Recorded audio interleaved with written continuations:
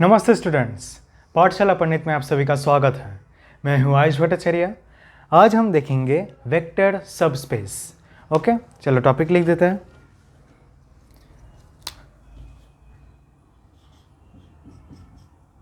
Vector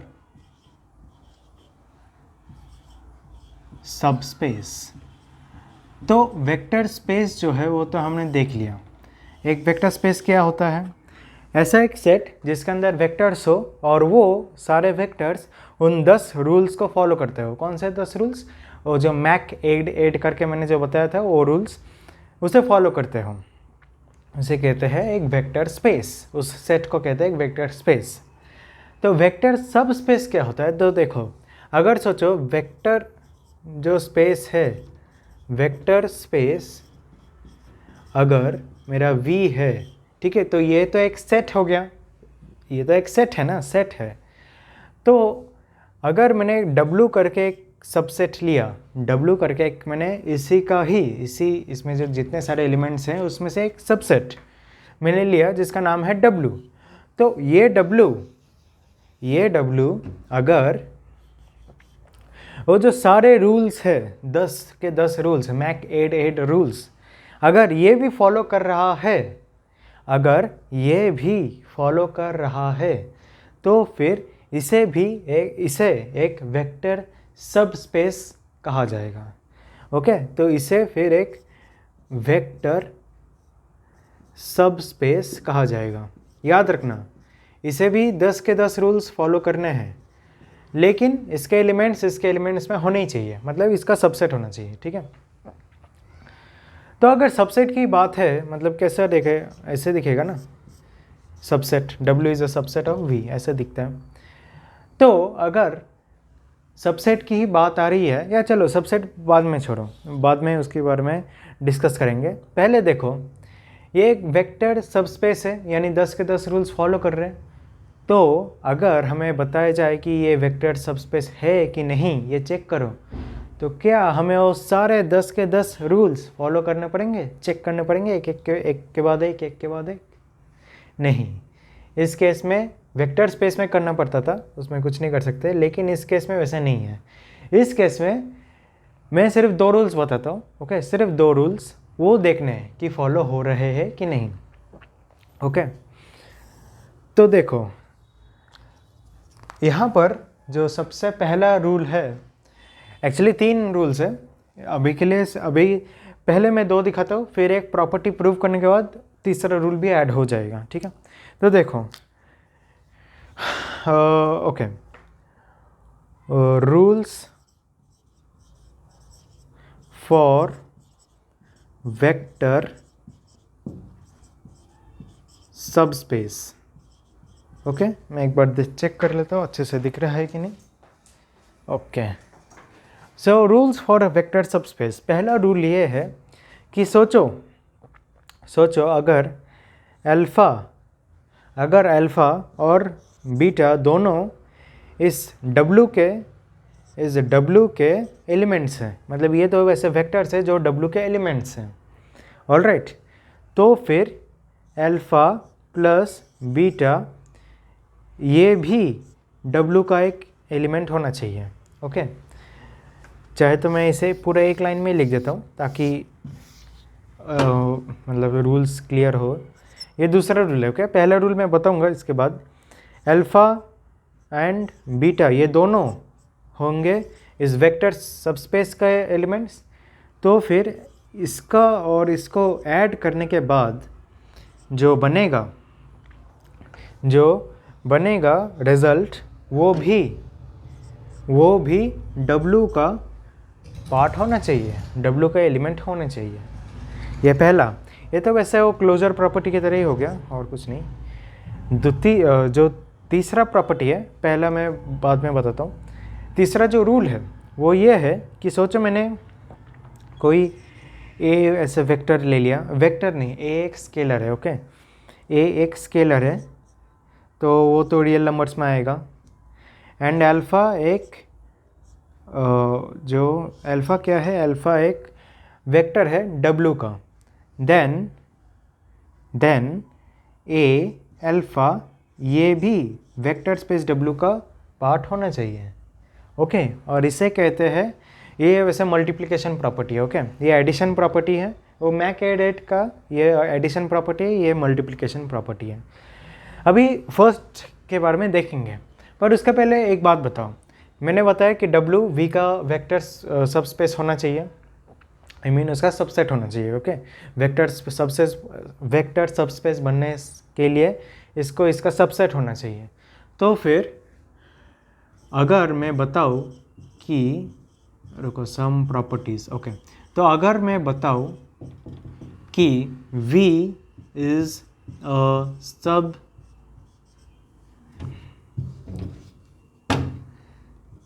subspace of V क्या है? Vector space है। तो अगर मैं बताऊँ कि V is a subspace of V, तो क्या ये गलत होगा?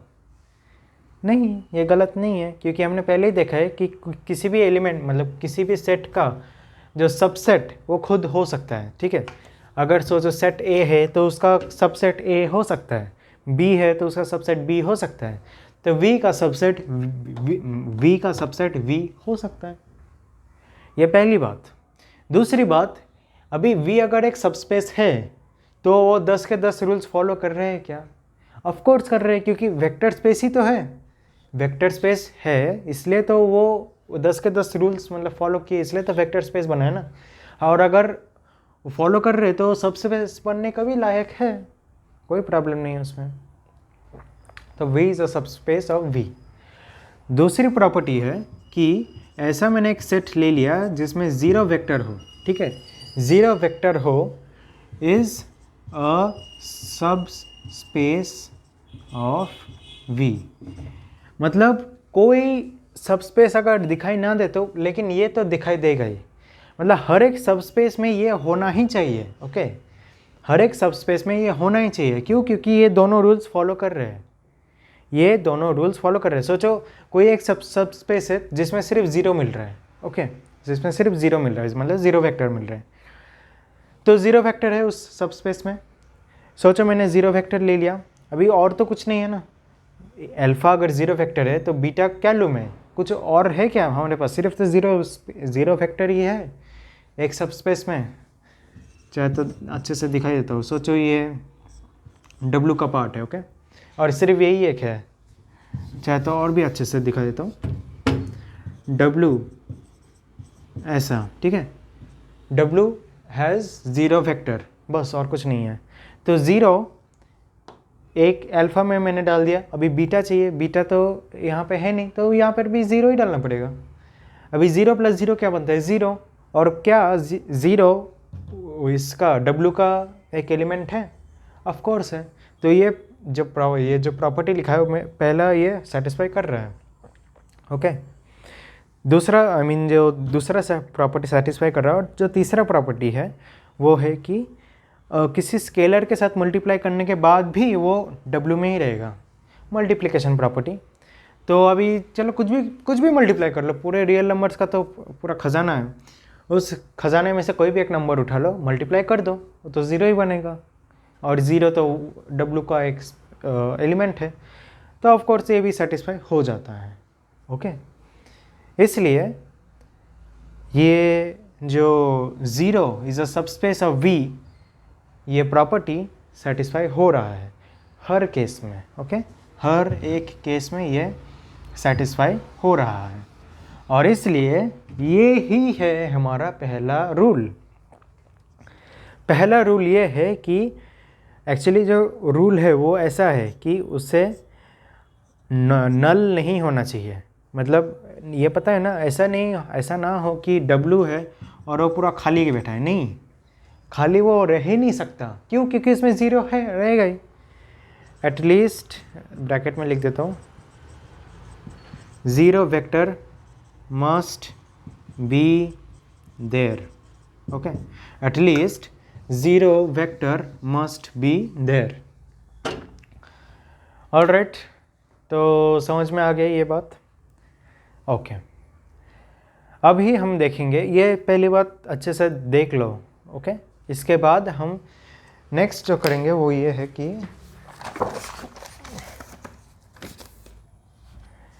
इसके बाद हम सीधा क्वेश्चंस लगाएंगे, ठीक है। एग्जाम्पल से ये बात अगर फिर भी क्लियर ना हो तो और भी क्लियर हो जाएगा। ओके, तो मैं इसे इरेज कर रहा हूँ।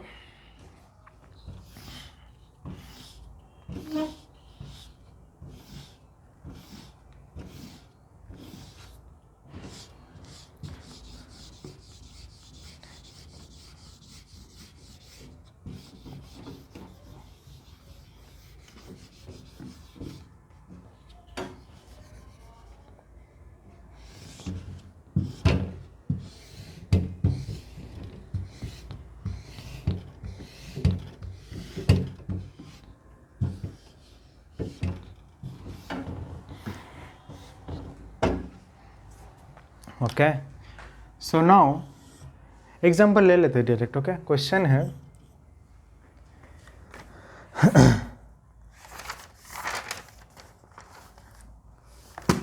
Okay, so vector space V is equals to, मतलब वो वेक्टर स्पेस कैसे डिफाइन करें, वो है x y and z। Okay, ये एक वेक्टर है जिसके x y और z कोऑर्डिनेट्स है। ओके, ऐसा एक वेक्टर तो हो ही सकता है ना। और ये x y एंड z ये रियल नंबर्स में आ सकते हैं, मतलब कोई भी रियल नंबर हो सकता है। अब एक चीज़ याद रखना, ऐसे वेक्टर्स को हम, मतलब इतना बड़ा तो ठीक है, अभी लिख दिया तो लिख दिया, जनरली इसे बस r क्यूब करके लिखा जाता है, मतलब v इज़ r क्यूब। अगर ऐसे लिखा जाए तो बस समझ लेना कि हमें इस फॉर्मेट में उसे ले लेना है। अगर सोचो r स्क्वायर लिखा रहे तो उसका मतलब है कि सिर्फ हमें x y लेना है, ऐसा रहता है। तो v अगर कहीं पर ऐसे लिखा रहे कि prove that w is a subset of r cube या r स्क्वायर, तो फिर x y z या फिर x y ऐसे मान लेना है बस, और ज़्यादा उसमें मतलब सोचना नहीं है कि r स्क्वायर क्या होता है, r क्यूब क्या होता है। ओके, मान लेना है कि यही बात हो रही है। तो it is this, and w जो है इसे सबस्पेस हमें प्रूव करना है। कैसे? और पहले ये देख लो, x plus y plus z equal to zero, x plus y plus z equal to zero, ठीक है। और इसमें भी x, y and z real numbers के सेट में आता है। ओके, कंडीशन ये है कि उसके जो कंपोनेंट्स है, मतलब ऐसा एक वेक्टर लो जिसके x, y और z कोऑर्डिनेट मिलकर ज़ीरो बनाए, ये शर्त है। तो अभी एक एक करके हम देखते जाते हैं।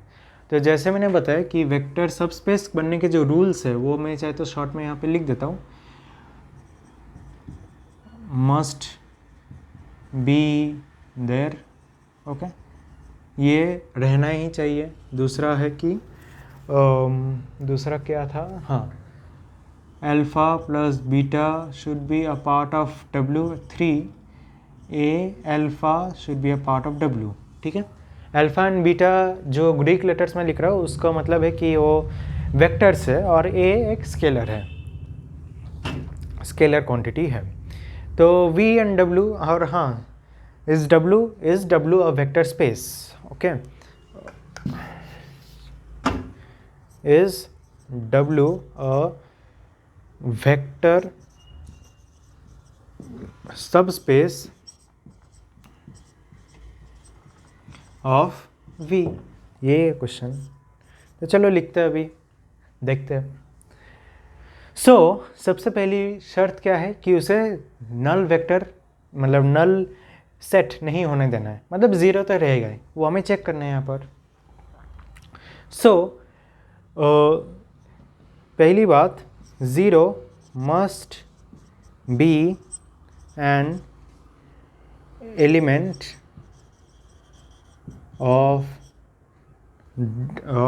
W, zero must be N element of W,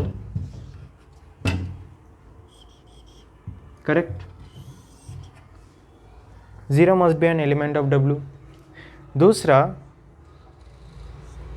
okay, चलो पहला वाले हम देखते हैं। इसमें zero must be N element of W।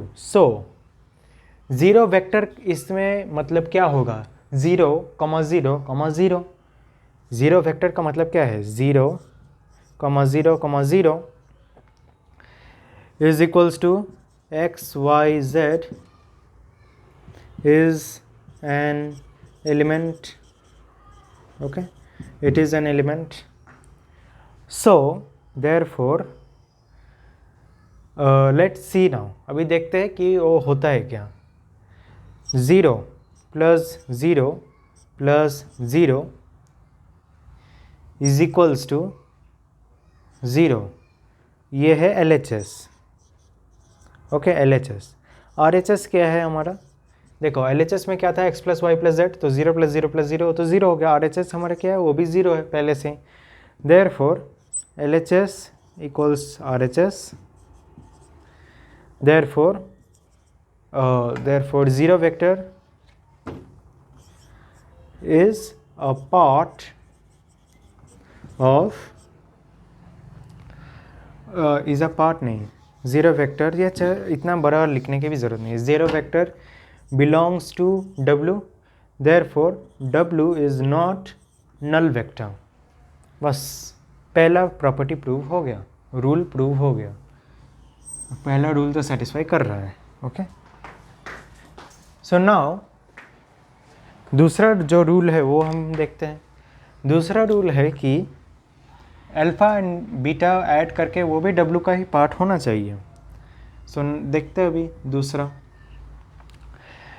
Now let alpha equals x1 y1 z1 and beta equals x2 y2 and z2. Okay, alpha में जो मतलब अल्फ़ा एक वेक्टर ले रहा हूँ इस W सेट से, जिसके x1 y1 z1 कोऑर्डिनेट्स हैं और x2 y2 z2 कोऑर्डिनेट्स है वेक्टर B के, और वो भी W का ही एक एलिमेंट है. सो नाउ अभी इसके अनुसार अगर ये W के ही पार्ट है तो फिर x1 y1 z1 ऐड करके 0 बनना चाहिए, x2 y2 z2 ऐड करके 0 बनना चाहिए. करेक्ट, क्योंकि W में वही कंडीशन है, वही लिख देते हैं अभी. x1 therefore x1 plus y1 plus z1 equals 0 and x2 plus y2 plus z2 equals 0. तो ठीक है, 0 हो गया.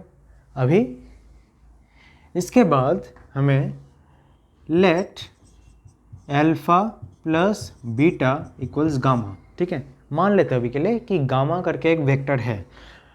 देयरफॉर मतलब अभी इस गामा अल्फ़ा प्लस बीटा को हमें प्रूव करना है ना, W में आ रहा है, तो गामा को भी अभी W में आना पड़ेगा. और अगर W में आना है तो इसके जो एलिमेंट्स है, गामा के जो एलिमेंट्स है, वो इस कंडीशन को सेटिस्फाई करना पड़ेगा. वही देखते हैं अभी. Gamma therefore gamma is equals to, अभी अल्फ़ा प्लस बीटा दिया गया है. सो x1 कमा y1 कमा z1 प्लस x2 कमा y2 कमा z2. ओके, गामा इक्वल्स ये हो रहा है. Okay, so equals to x1 plus x2 comma y1 plus y2 कमा z1 प्लस z2. ओके, ये गामा अगर कोई वेक्टर है तो उसके कंपोनेंट्स ये है, x component, y component, z component का वैल्यूज़ ये है. तो देयरफॉर अगर गामा इसके W के स्पेस में आता है, W के सेट में आता है, तो फिर उसे x1 मतलब ये जो प्रॉपर्टी है x plus y plus z, वो सेटिस्फाई करना पड़ेगा, 0 करना पड़ेगा. मतलब ये पूरा प्लस ये पूरा प्लस ये पूरा 0 बनना पड़ेगा, क्योंकि इसके लिए ये x ये y और ये z है ना, तो ऐड करके 0 बनना पड़ेगा. तो वही हमें वे करना है. Plus y1 plus z1 equals 0 if gamma is an element of W. Okay, therefore x1, अभी देखो मैं इसे अलग अलग कर रहा हूँ. x1 y1 z1 को एक तरफ ले रहा हूँ, y1 plus z1 plus x2 plus y2 plus z2, okay okay, equal to, actually इधर इक्वल टू आएगा, ओके। सो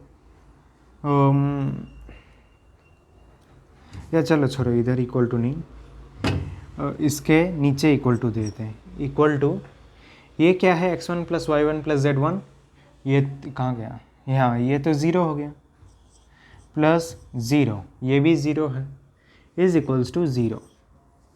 तो हम देख सकते हैं कि गामा के जो एलिमेंट्स है वो भी सेटिस्फाई कर रहे हैं इस कंडीशन को, वो भी इस कंडीशन को सेटिस्फाई कर रहे हैं। देयरफॉर क्या बताया अभी इसमें, condition satisfied, therefore condition satisfied, therefore alpha plus beta is an element of this set W, all right, of this set W।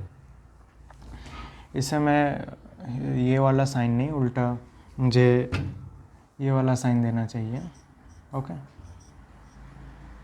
या शायद नहीं, सॉरी, इसी ये साइन नहीं, वो पिछला वाला साइन ही ठीक है। याद रखना, कभी कभार ऐसे कन्फ्यूजन हो सकता है, ये सबसेट का साइन है और ये बिलोंग्स टू का साइन है, ठीक है। अगर कोई सेट दूसरे सेट का सबसेट है तो फिर ये साइन दो, अगर कोई एलिमेंट दूसरे सेट का है तो फिर ये साइन दो, ठीक है।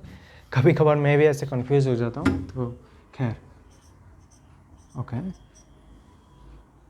सो यस, ये ऐसा होगा, ठीक है। सो नाउ दूसरा कंडीशन सेटिस्फाई हो गया, ओके, दूसरा हमारा कंडीशन सेटिस्फाई हो गया, तीसरा कंडीशन की ओर बढ़ते हैं अभी, ओके।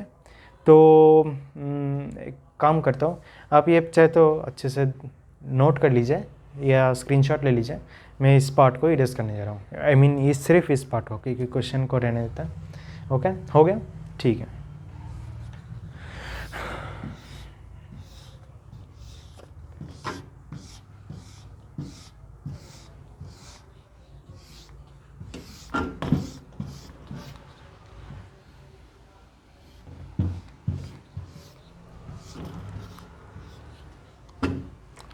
तो जो तीसरा क्वेश्चन, तीसरा जो रूल है वो अभी हम देखने जा रहे हैं, ठीक है। यहाँ तक ये क्वेश्चन था। तीसरा जो रूल है वो है कि कोई स्केलर मल्टीप्लाई कर देना है, let a belong to real number का सेट, मतलब कोई भी एक रियल नंबर होने देते हैं। Therefore a alpha is equals to a x1, y1, z1, okay, correct है, is equals to a x1, a y1, a z1, okay. ये वेक्टर बन गया अभी। If a alpha is subspace नहीं, sorry, element, if a alpha is element of W, then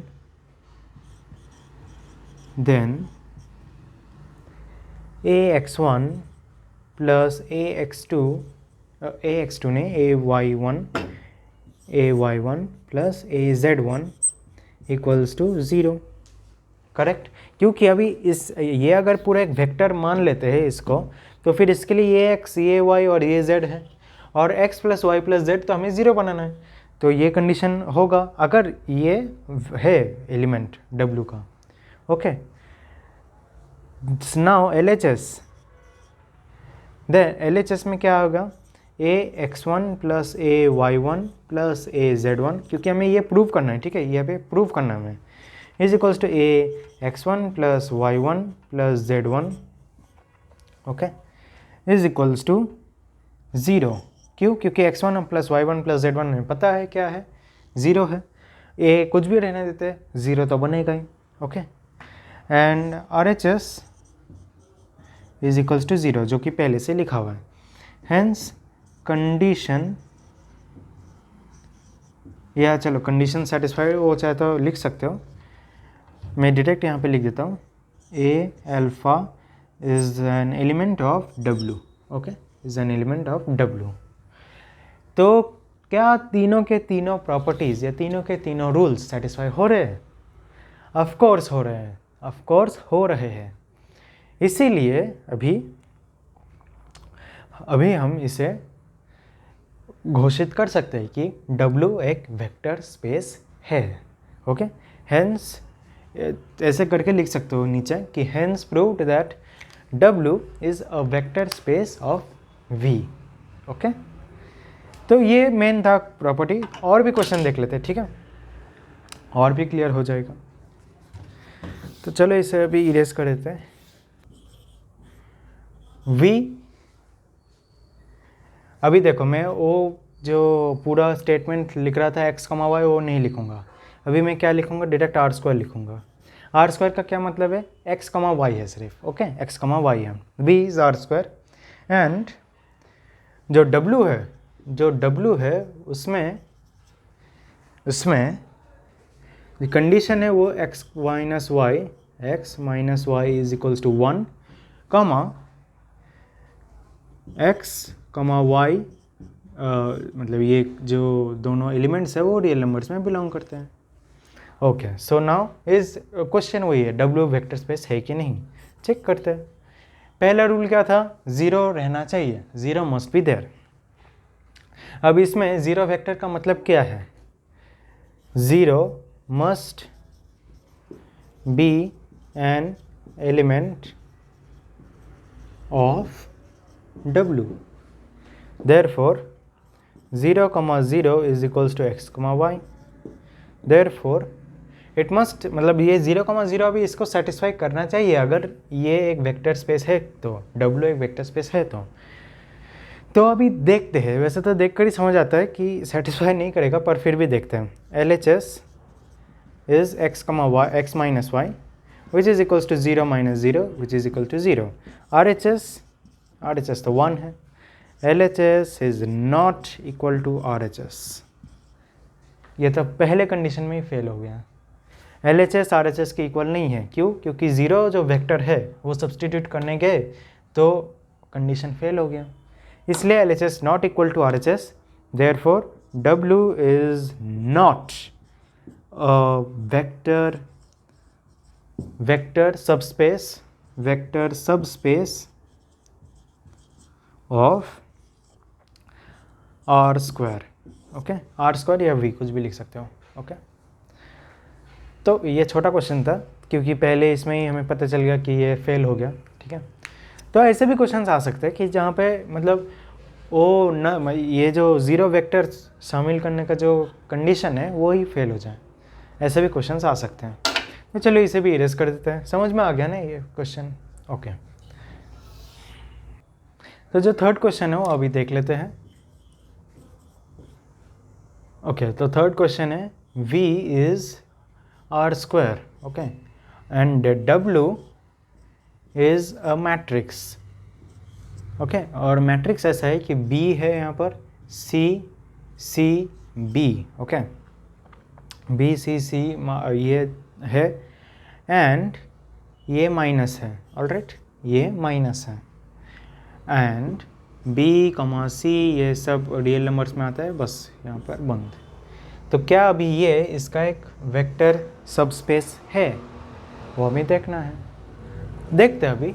तो जैसे जो rules थे वही फॉलो करने हैं, ऑलराइट। तो पहला रूल है कि 0, 0 डालने से देखते हैं क्या होता है। तो B, C तो रियल नंबर्स हैं, ओके, तो 0 डाल ही सकते हैं। याद रखना अभी के लिए वेक्टर्स सिर्फ वो XYZ वाला वेक्टर्स नहीं, ये मैट्राइसेस भी अभी वेक्टर्स की तरह हमें सोचना पड़ेगा, ऑलराइट। मैट्राइसेस को भी हमें अभी वेक्टर्स मानना पड़ेगा क्योंकि इसके बहुत सारे रूल्स, मैं उतना डीप में नहीं जाऊंगा, पर याद रखना इसके बहुत सारे रूल्स वेक्टर्स के रूल से मैच करते हैं। तो इसलिए ये जो इतने सारे जो हम जो कॉन्सेप्ट्स है वो मैट्रिसेस पर भी लागू किए जा सकते हैं, जैसे कि अभी हम लागू करने जा रहे हैं, इसलिए इसको भी हम वेक्टर स्पेस मानेंगे, okay. So 0 vector must be an element of W. Okay, therefore अभी देखो, let B, C, या let B equal to 0, C equal to 0, let B equal to 0, C equal to 0. therefore ये जो vector space है alpha, नहीं तो एक काम कर सकते हैं, इस तरह से लिखते हैं. Okay, let alpha be let alpha be an element of W, या let alpha be an element, या be a vector of W, be an element भी लिख सकते हैं, an element of W where B equal to 0, C equal to 0, सभी को 0 कर देते हैं. therefore W, या W नहीं, alpha is equals to 0 0 0 0. Correct.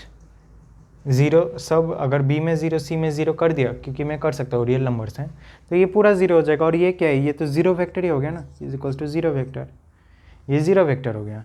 Therefore जो पहला रूल था वो सेटिस्फाई हो रहा है कि वो मतलब कोई तो एक एलिमेंट है उस वेक्टर स्पेस में, ऐसा नहीं कि खाली बैठा है, 0 एलिमेंट है उसमें. सो इट इज़ अ मतलब rule 1 satisfied. 0 vector is an element of W and W is not a null vector. ये पहली बात है, ये याद रखना. नल वेक्टर का ये सिंबल होता है. अगर वो W equal to null vector हो गया, नल हो गया, तो मतलब खाली है पूरा. अगर नॉट इक्वल टू है मतलब कुछ तो है, क्योंकि 0 है उसमें, इसलिए नॉट इक्वल टू किया गया है. दूसरा रूल, ये पहला रूल था. दूसरा रूल क्या है, दोनों का ऐड कर देना है. All right. So let elf, यहाँ पर क्या ले, यहाँ पर चलो एल्फ दूसरा कुछ लेता है, बीटा लेता है. Beta, let beta is equals to B1 C1 minus B1 and, अच्छा इधर ही लिख देते हैं, and gamma is equals to B2 C2 minus B2. Okay, जैसे इधर है मैंने वैसे इधर लिख दिया, बस नंबरिंग थोड़ा अलग किया मैंने. तो अभी इन दोनों का ऐड करने पर वो इसी का ही एलिमेंट होना चाहिए. Okay, so let's see now. याद रखना ये सारे रियल नंबर्स हैं. ओके, ये B1 C1 B2 C2 सब रियल नंबर्स हैं. Therefore beta plus gamma is equals to, मैं इसे डायरेक्ट कर रहा हूँ. Okay, beta plus gamma is equals to, नहीं तो चलो अलग अलग करके ही पहले दिखा देता हूँ. B1 C1 minus B1 plus B2 C2 minus of B2 which is equals to B1 plus B2 C1 plus C1 plus C2 minus B1 minus B2. Okay, which is equals to B1 plus B2 C1 plus C2 C1 plus C2 minus B1 plus B2. Okay, तो अभी देखो अच्छे से, यहाँ पर हमें क्या दिख रहा है, ये एलिमेंट का नेगेटिव इधर आना चाहिए. ठीक वही हमें दिख रहा है, ये एलिमेंट का नेगेटिव हमें इधर दिख रहा है. ये एलिमेंट और ये एलिमेंट सेम होने चाहिए, ये एलिमेंट और ये एलिमेंट सेम हो गया. तो इससे हमें पता चलता है कि अगर ये दोनों फॉर्मेट तो सेम ही है ना. मतलब देखो इधर हमें रियल नंबर्स चाहिए थे जिसका यहाँ पे नेगेटिव हो यहाँ पे पॉजिटिव हो. सेम रियल नंबर, यहाँ पे पॉजिटिव यहाँ पे नेगेटिव. ये भी तो एक रियल नंबर है. Real number plus real number एक रियल नंबर ही तो बनता है. तो रियल नंबर है इधर, उसका नेगेटिव इधर आ गया. इधर जो रियल नंबर था ठीक वही रियल नंबर इधर आना चाहिए. ठीक वैसे ही जो रियल नंबर इधर बन रहा है वही रियल नंबर इधर आ गया. तो कंडीशन तो सेटिस्फाई हो गया. कंडीशन यहाँ पर सेटिस्फाई हो गया. Therefore beta plus gamma is an element of W। इससे दूसरा कंडीशन सेटिस्फाई हो जाता है। प्लस करने से जो मिल रहा है उसका अगर फॉर्मेट इस तरह से बने तो फिर मतलब कंडीशन सेटिस्फाई हो गया और दूसरा कंडीशन जो दूसरा रूल है वो सेटिस्फाई हो गया। तो अभी मैं इसे इरेज कर देता हूँ ताकि तीसरा रूल भी समझा पाऊँ।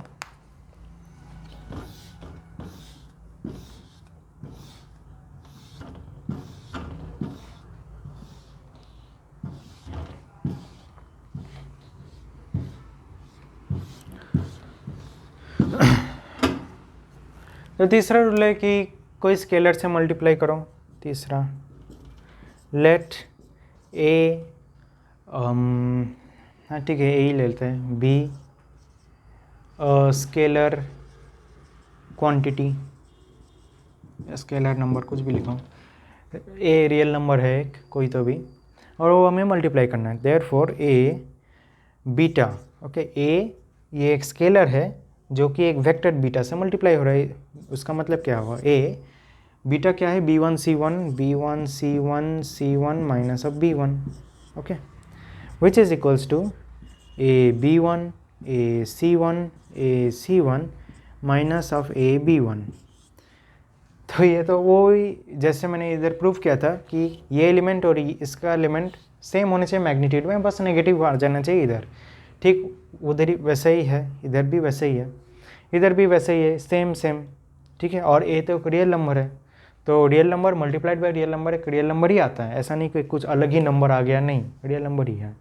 तो इसलिए सारे कंडीशंस यहाँ पे सेटिस्फाई हो रहे हैं। ये मैग्नीट्यूड में सेम, बस साइन में चेंज, और ये भी मैग्नीट्यूड में सेम, साइन भी सेम, जैसे इधर कंडीशन में दिया गया है। तो इसलिए therefore a beta belongs to whole this W सेट। चूँकि ये तीनों कंडीशन अभी सेटिस्फाई हो रहे हैं, therefore W is a subspace of R square, okay, W is a subspace of R squared, clear, okay, ठीक है। तो अभी एक काम करते हैं, अभी एक होमवर्क दे देता हूँ, करना अच्छे से, तो फिर अगर अच्छे से कर पाए तो फिर कॉन्सेप्ट क्लियर हो गया, कुछ डरने की बात नहीं है। मैं इसे इरेज कर रहा हूँ, क्या मैं इसे इरेज कर दे रहा हूँ।